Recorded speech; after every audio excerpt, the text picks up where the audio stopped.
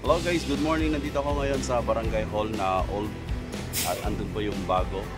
At ngayon ay pupunta kami sa Napunan para kukuha daw ng mga buhangin para ipupunta sa school. At ayun nga guys, yung gagamitin namin, yung rodito. Yan, first time ko makakasakay dyan. Ayan na nga, inihahanda na namin yung gagamitin namin na panghakot ng buhangin. Kasama ko si Kagawad Ruma. Ayan siya. Bali siya yung driver dyan at saka siya rin yung charge sa babayaran namin.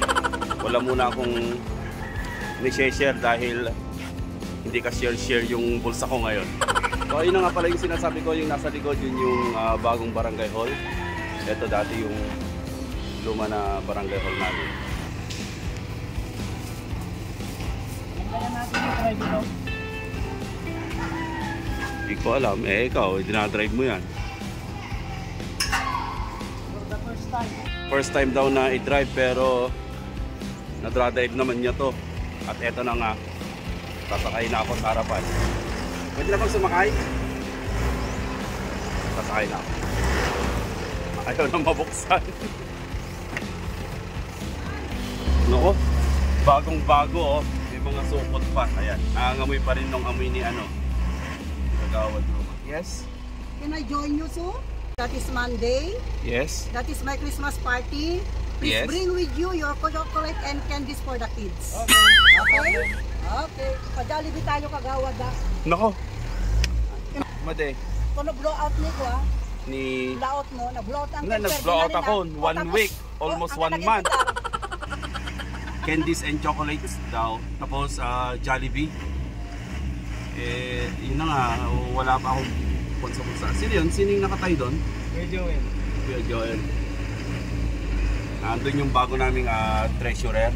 Nakabandigis suna. Ay, nagagalit yata.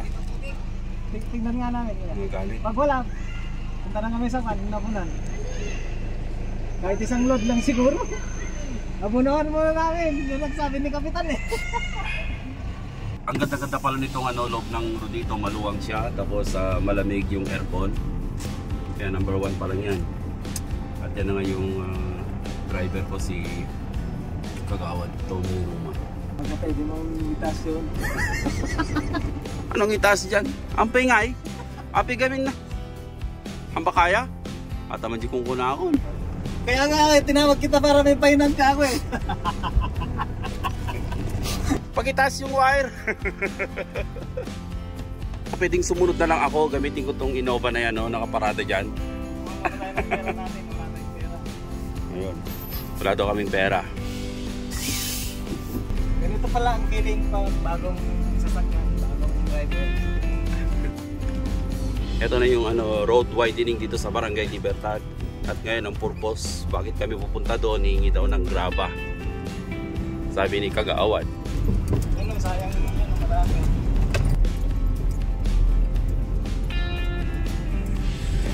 Ay, yung mga nasa gilid. Tartaraksit pala to. Malakas siya. Nako. So bali dito sana kami kukuha ng hihingi ng graba. Kaso nga lang hindi daw pwede dahil maputik, sabi ni Kagawad. Pero dami sana dyan, no? Diba? Ayun o, pwede. Ito sana. Yan yung... Ay, baka ulan-ulan, maputik na yan. Yun na lang, humingi na lang tayo dyan sa... Baka si Kagawad para tanungin kung pwedeng humingi. Asan na ba siya? Ayan. Jaran.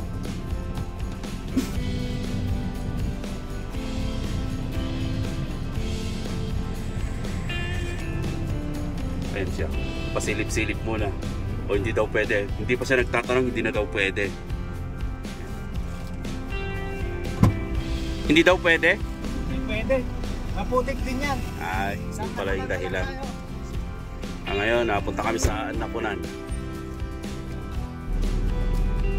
Ito nga yung reason guys na kung bakit kami kukuha ng gravel and sand sa Napunan.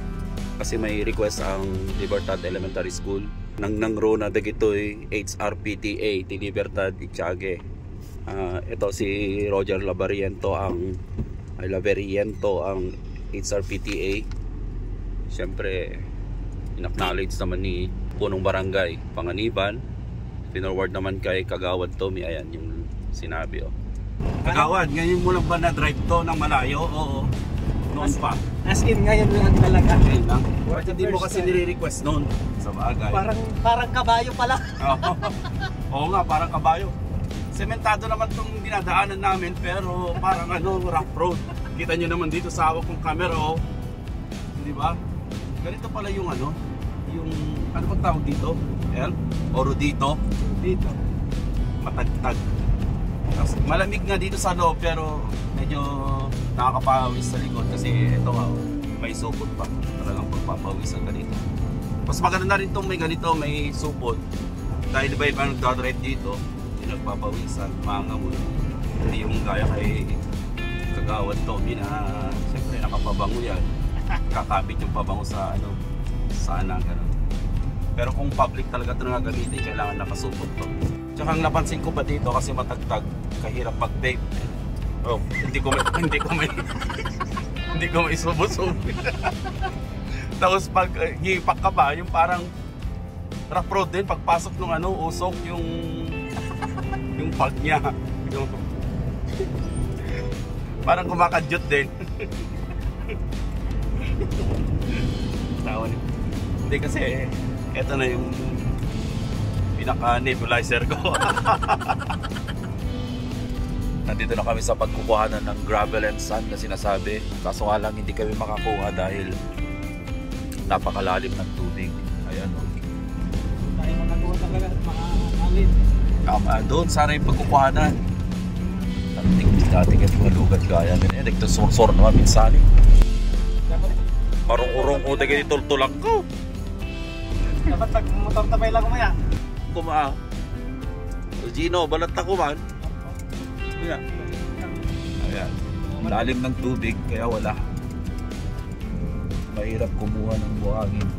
Ito nga pala guys, papuntang Dinadyawan na po yan. Dadalawa lang kami, hindi kami nagtawag kasi. Ay, hindi guys, ang laki-laki na nasasakyan daw pero yung busina. Pang jeep. Pang ulong-ulong. Yung driver ko magaling na. Ayan na. Yan na. Feel ko. Feel na siya. Mag-drive.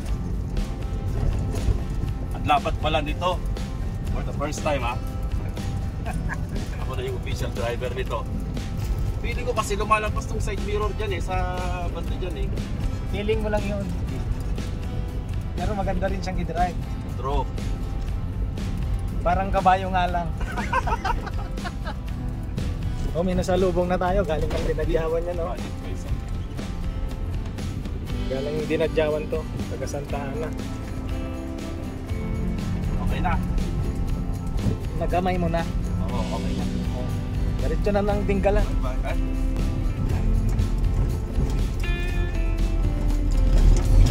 So, wala kaming nakuha guys. Uwi na kami. Bye-bye.